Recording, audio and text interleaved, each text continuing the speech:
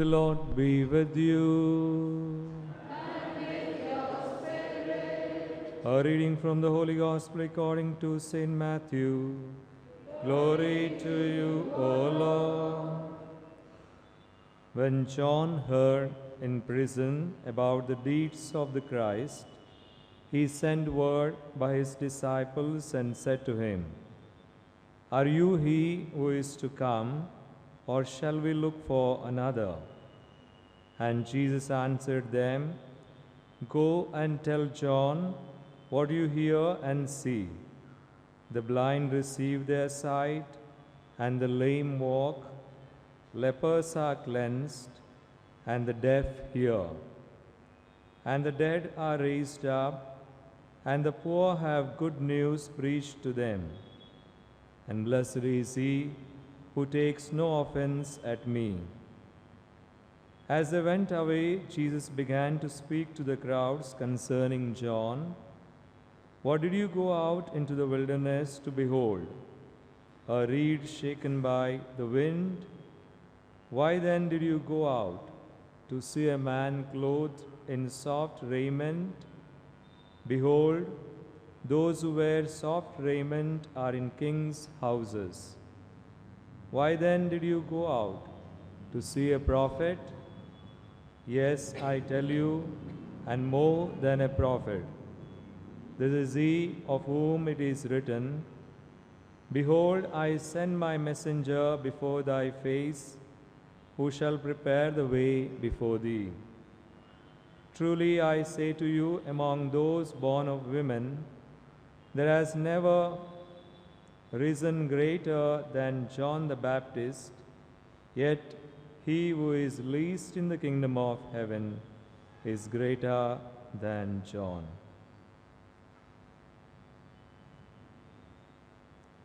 The Gospel of the Lord. Praise to you, Lord.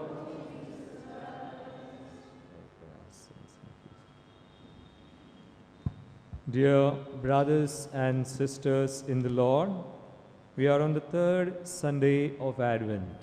And I said, and we know, this Sunday is known as Gaudete or Rejoice Sunday.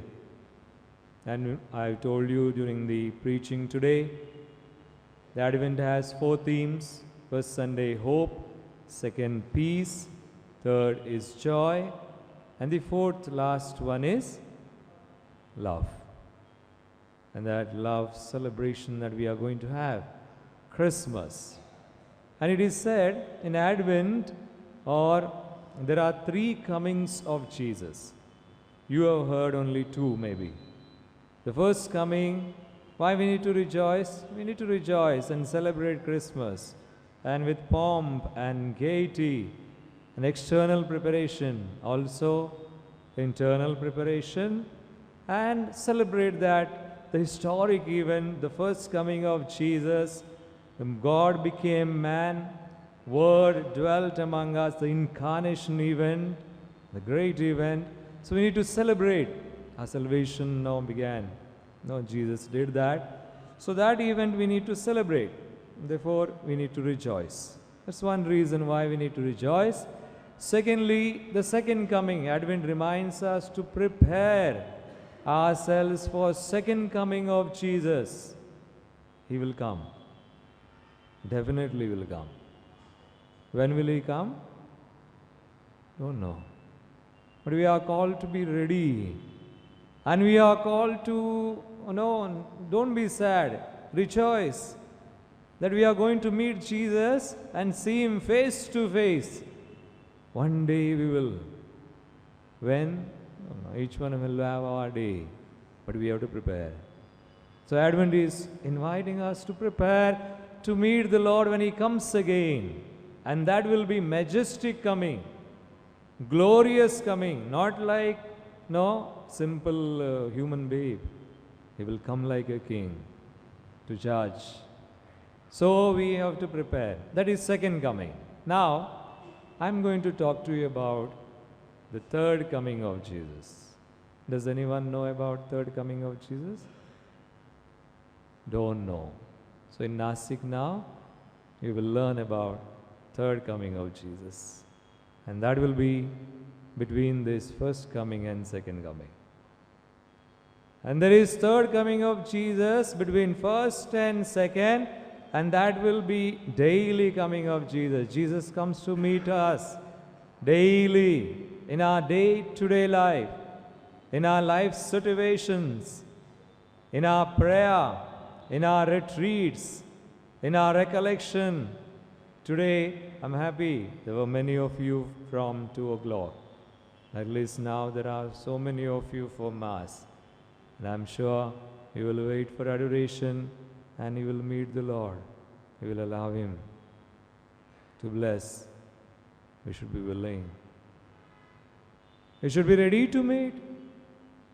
We should have that willingness, openness to see Him when He comes. So therefore, I believe this way, physical conception of Jesus has taken place only once. In the womb of Mary, that is first coming of Jesus, the Christmas.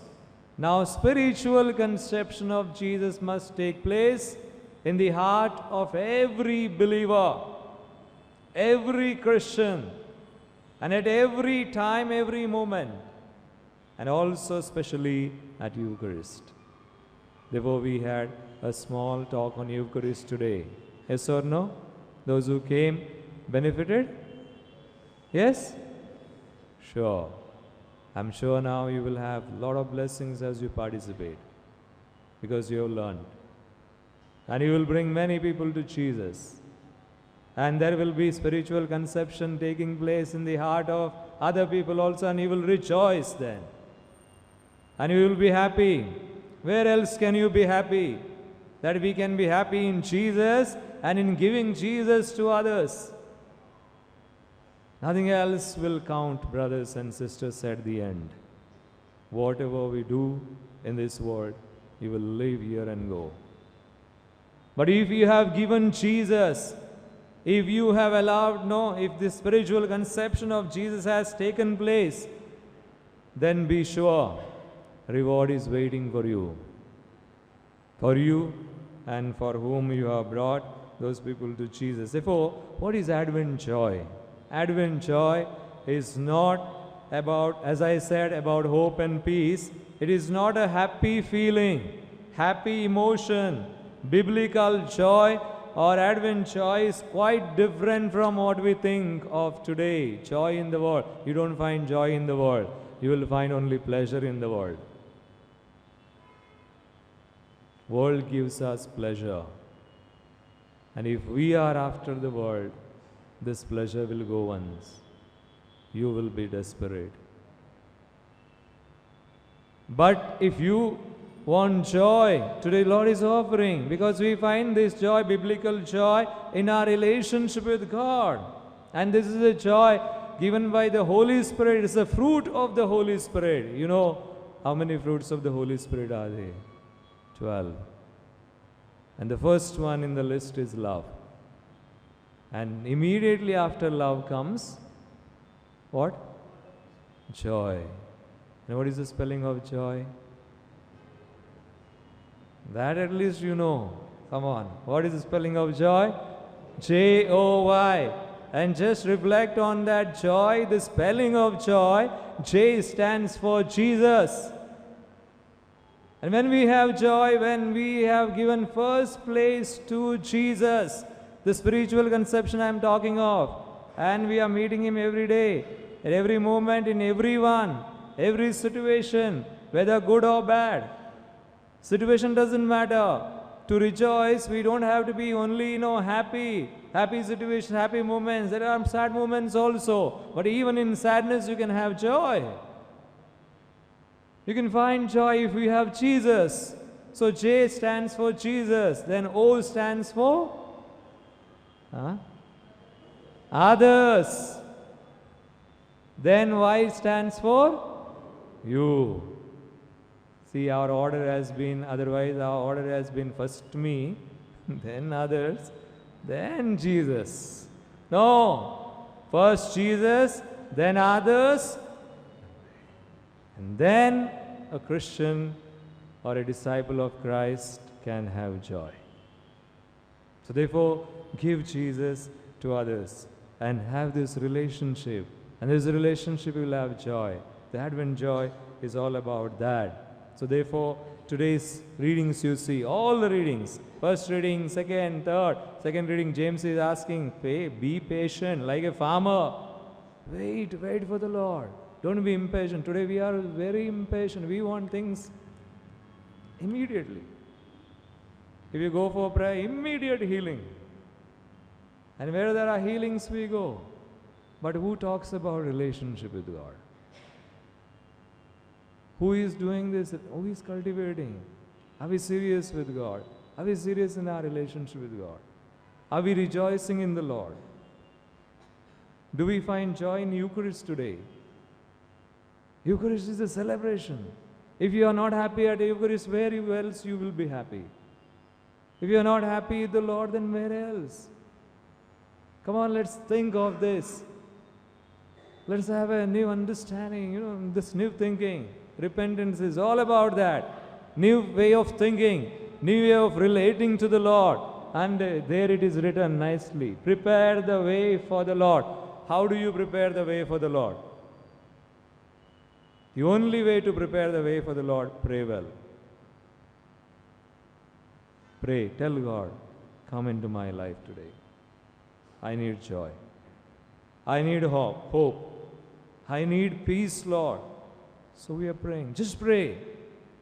Lord can give that because it is He who gave us from the cross. I said during the teaching today, hope, peace, joy, everything.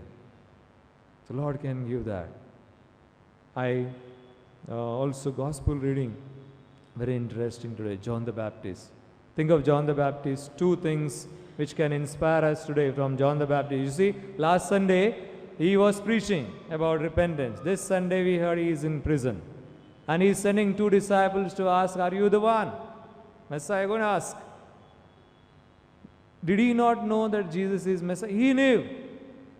How did he know? Because when he was baptizing, the one who sent to him to baptize, it was told to him, when the Holy Spirit will come upon someone, he is the one who is the Messiah. John knew about it. Then why did he send the disciples? Because John always said, I am the voice. I am not the Word. Word is Jesus. He was in the beginning and Word became flesh. Voice is not important. Word is important. Voice will go. Word will remain. He knew that he is the voice, he is the forerunner. So he cannot take people to himself. He is leading people to Jesus. He is leading his disciples also to Jesus. That's our hope. Once we are in Christ, we have hope, peace, joy, everything. Then we also lead others to Jesus. Otherwise, we will lead people to somewhere else.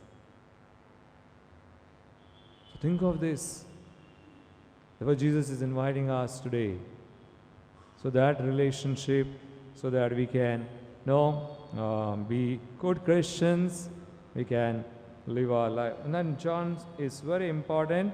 I close maybe with one example, people who accept Jesus and serious about their relationship. I came across one man in certain retreat, 5 days retreat.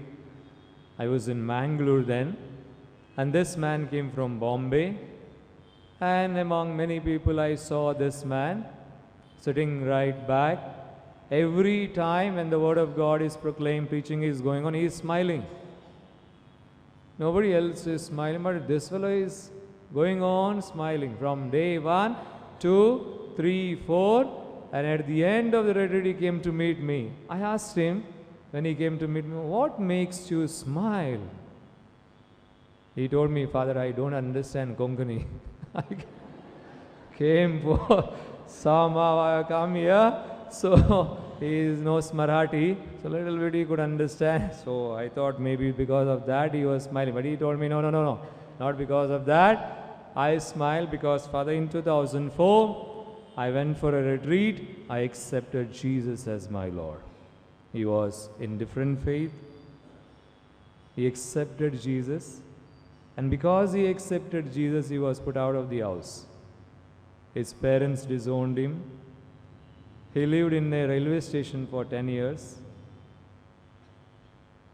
One day he thought of committing suicide, became desperate. But before taking this extreme step, he thought of going for a retreat. And there at the retreat, Lord told him, he called him by name and said, I have called you, and I will take care of you. Don't end your life. I came to give you life, and I have given it. So he was convinced that the Lord has called, that he began to rejoice again. And he told me, it's only because of Jesus I'm happy. You see, a man who has gone through all that. So therefore I said, joy does not depend on situations, but in our faith in the Lord. Therefore, let's close our eyes for a moment. Let's pray as we heard the word of God today. The Lord invites us to rejoice. If we are happy today, we rejoice. Let's thank God for this beautiful relationship that we share with God of our faith in the Lord.